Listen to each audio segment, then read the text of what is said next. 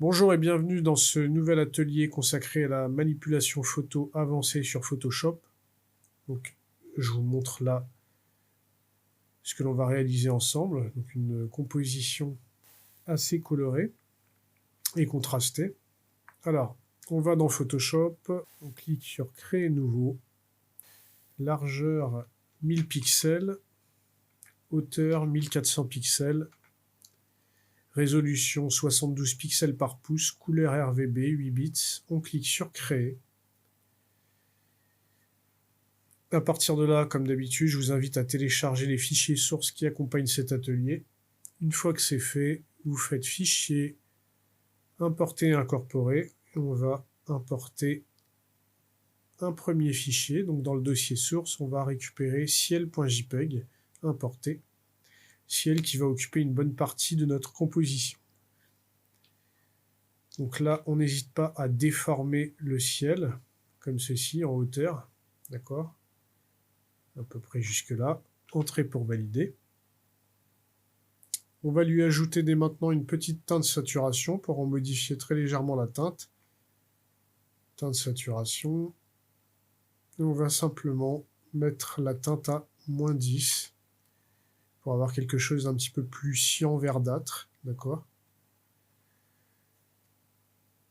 On va maintenant importer le tapis nuageux ici. Donc on va faire Fichier, Importer et incorporer. Et dans le dossier source, on va sélectionner nuage.jpg, importer. Et on va placer les nuages en bas. Et on va agrandir comme ça de manière relativement homothétique. Alors je regarde, vous voyez qu'on est un peu en dessous de la moitié, la limite du tapis nuageux se situera un peu en dessous de la moitié de notre document. Donc on peut agrandir, on peut y aller à peu près ici. De toute façon, on masquera l'horizon pour supprimer la partie haute qui ne nous intéresse pas. Nous, ce qui nous intéresse, c'est vraiment la partie basse. Donc, entrée pour valider. Et là, avant de manipuler, avant de retirer le ciel de cette deuxième image, on va retoucher quand même la photo. Pourquoi ? Parce que vous voyez qu'on a une espèce de voile là. Donc pour ça, on va pixeliser le calque, puisqu'on va retravailler directement sur le calque. Donc là, on est obligé, vous voyez que par défaut, moi j'ai un objet dynamique. Là, on va être obligé de pixeliser le calque. Donc je fais un clic droit sur le libellé, pixeliser le calque, et de cette manière, je vais pouvoir utiliser l'outil tampon directement sur l'image. Donc je prends l'outil tampon, je fais Alt ici, Alt-clic pour définir une zone à récupérer, et après, par petite touche, voilà, je peux changer un petit peu de zone, vous voyez, par petite touche, je viens remplacer la zone floutée par par d'autres portions d'image. Alors là, c'est assez facile parce que comme on a vraiment beaucoup de formes, l'illusion est faite assez facilement. Voilà, donc vous voyez, l'idée c'est vraiment de masquer cette petite tache floutée en fait qu'on avait sur l'image au départ. Donc une fois qu'on est OK, on dézoome CTRL-, je vais rajouter un masque de fusion. Je vais prendre l'outil dégradé et je vais m'assurer d'avoir du noir en avant-plan, du blanc en arrière-plan. Alors pour avoir l'équivalent de ce qu'on sélectionne ici, vous sélectionnez dans le dossier basique le premier carré et automatiquement, normalement, il vous met à jour. Vous voyez, là si je change la couleur ici, il va me prendre il me prend du rouge. Bon là il m'affiche du gris parce que je suis sur le masque de fusion, mais là je vous montre, si je choisis du bleu dans l'outil dégradé, dans l'option dans l'éditeur de dégradé, la couleur va se mettre à jour automatiquement. Donc je répète, je clique sur l'éditeur de dégradé et je vais sélectionner dans le dossier basique le premier carré. Normalement ça fait le boulot. Vous avez automatiquement un raccord entre ce que vous sélectionnez ici et l'éditeur de dégradé, ou alors on peut faire comme je fais souvent dans les ateliers, c'est-à-dire que je configure directement dans l'éditeur de dégradé les différentes couleurs qui m'intéressent, ainsi que l'opacité, vous voyez, l'opacité de la couleur qui se trouve ici. Voilà. Donc là, on va faire simple, on va partir directement sur du noir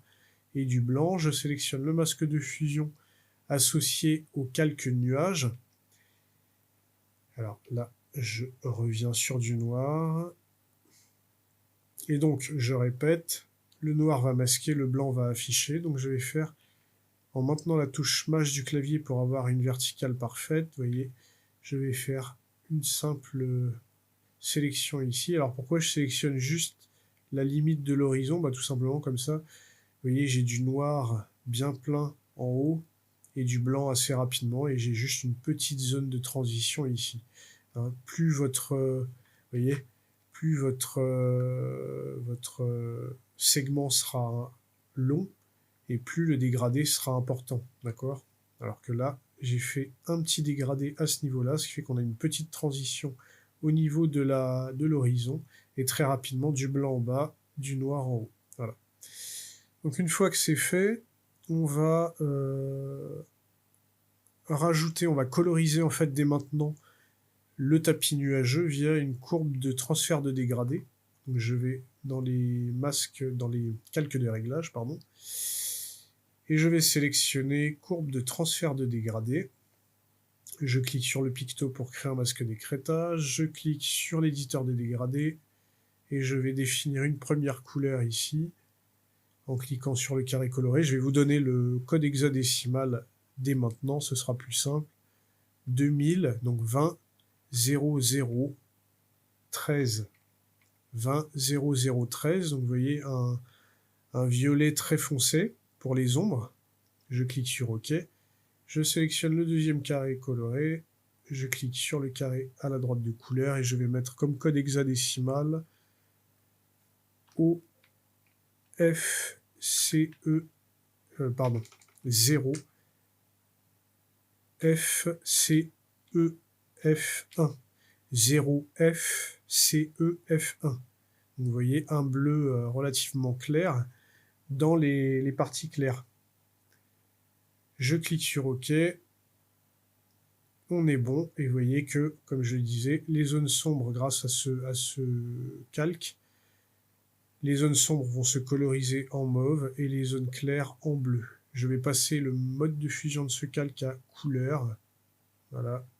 Comme ça, ça permet de garder la luminosité de base de notre calque de base, d'accord? C'est-à-dire que l'application de la couleur ne modifiera pas la luminosité de départ de notre calque, d'accord? Je vais ajuster très légèrement le masque de fusion associé au calque nuage avec un pinceau pour avoir quelque chose d'un petit peu plus progressif. Je vais prendre l'outil pinceau raccourci B. Je vais prendre une forme relativement importante et une opacité d'outil à 10%, et avec du noir, je me mets bien sur le masque de fusion du calque nuage. Je vais estomper un petit peu plus l'horizon comme ça pour avoir quelque chose de légèrement plus progressif quand même, et pour que les deux se mixent un petit peu plus progressivement. Voilà. Ok. On va grouper le calque nuage ainsi que la courbe de transfert de dégradé qui est associée. Donc je sélectionne ces deux calques, je fais CTRL G et je double-clique sur le libellé, je l'appelle nuage. Entrée pour valider. Je vais sélectionner dès maintenant le calque arrière-plan par défaut, je le déverrouille et je vais le supprimer parce que j'en ai plus besoin. Voilà, donc on va s'arrêter là pour cette première étape. Enregistrez bien l'étape en cours et dans l'étape suivante, on va poursuivre le travail du background en rajoutant la lune qui va bien. Donc je vous dis à de suite pour la suite.